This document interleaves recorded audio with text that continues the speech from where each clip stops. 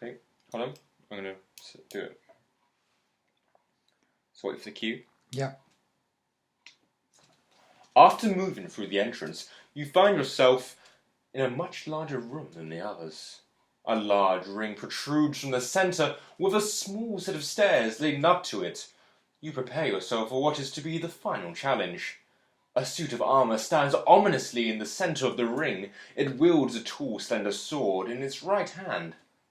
As you make your way up the stairs, a red glow starts to come out of the armour, followed by a quiet humming. Suddenly, the helmet begins to shake. The head swivels to rest its hollow eyes upon you. As you step over the ring, it starts to move towards you. To your left, there is a small rack with an assortment of weapons.